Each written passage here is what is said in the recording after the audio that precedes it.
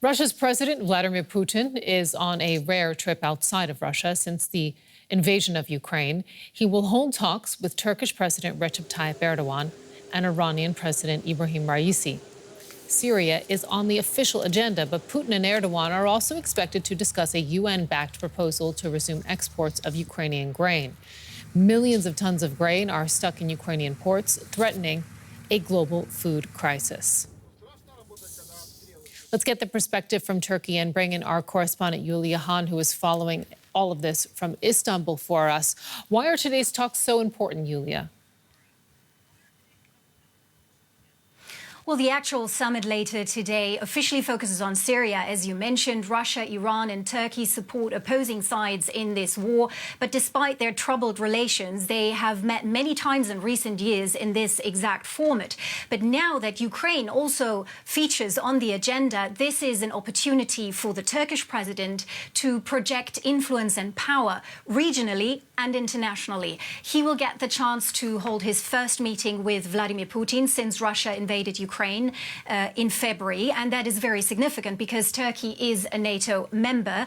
But we also know that President Erdogan has performed a delicate balancing act between Russia and Ukraine, Russia and the West. He tried to emerge as the key mediator in this war, and that is something that's been viewed, I believe, with both hope and skepticism in Western capitals. Erdogan has offered for months to meet with Vladimir Putin. Now that is going to happen today. He will be the first NATO leader to sit down face-to-face with Putin since late February.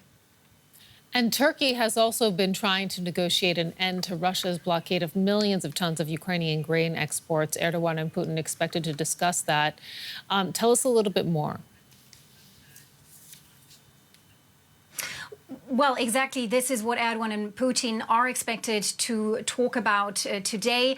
A possible deal for a grain corridor that would allow Ukraine to export some 20 million tons of grain via the Black Sea to world markets. A grain that has been trapped inside silos since Russia invaded the country and that is urgently needed as the world faces shortages and higher food prices. In fact, official talks on this matter are expected to continue here in Istanbul this week with delegations from Russia, Ukraine, Turkey and the United Nations.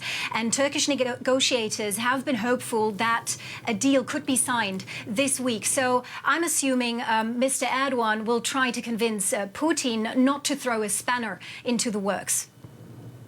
The meeting in Tehran will also include talks on Syria. What does Erdogan hope to achieve there? Well, the situation in Syria, as you know, has always been very complicated. Iran and Russia support Assad regime forces, while Turkey has been supporting opposition rebels. But analysts say Erdogan went to Tehran with a particular request to get a green light from his Iranian and Russian counterparts for another Turkish military offensive in Syria against Kurdish fighters Ankara considers terrorists. But both Iran and Russia have voiced opposition to these plans. Moreover, Russia controls the airspace over Syria, so it would be very risky for Erdogan to push ahead with this without an okay from Raisi and Putin. Yulia Han, thank you very much. And Turkish President Recep Tayyip Erdogan has again threatened to block Sweden and Finland's bid to join NATO meantime. He wants to make sure that they stick to the assurances that they gave last month that they would clamp down on Kurdish groups Turkey views as terrorists. For some Kurds living in Sweden, the future now seems uncertain. Kurds in Stockholm are protesting demands from Turkish President Recep Tayyip Erdogan for the Swedish government to crack down on their presence. Especially demonstrations like this one, with a prominent showing by the PKK, a Kurdish militant group officially designated as a terrorist organization by the Swedish government for its armed attacks against Turkey. Erdogan is threatening to block Sweden's pending membership in NATO if it doesn't take action. He additionally claims a deal made with Sweden and Finland to step up counterterrorism cooperation and exchange intelligence means the Swedish government has agreed to extradite dozens of people Erdogan accuses of terrorism. The trilateral memo, which is public, contains no such pledge. But that's not enough to reassure Bülent Kenes, a Turkish newspaper editor sentenced to life in prison in Ankara for criticizing the Erdogan regime. Kenes thought he was safe after escaping to Sweden in 2016. It is a new life for me.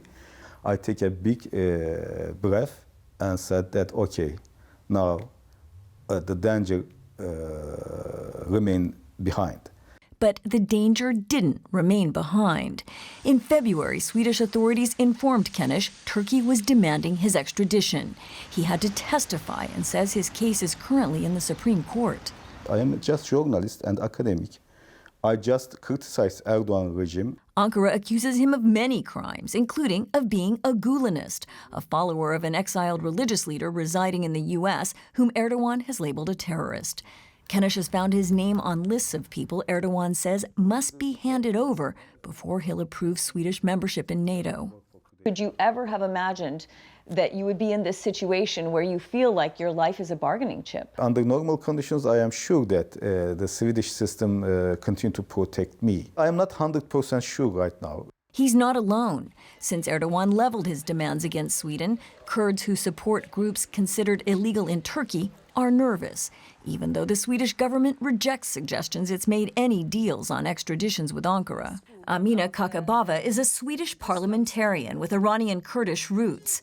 The Turkish government has also called her a terrorist and demanded she be sent to Turkey, even though she says she doesn't support the PKK, and she's not Turkish.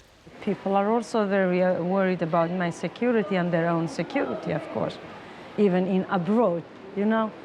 If you have your name in some list abroad, they can help the Turkish government. You know, that is very dangerous. NATO hopes Swedish membership gets quick approval from allies' parliaments. But analyst Aris Lin says he suspects Erdogan may well drag this dispute out as he runs for re-election next June. This plays very well into the Turkish narrative.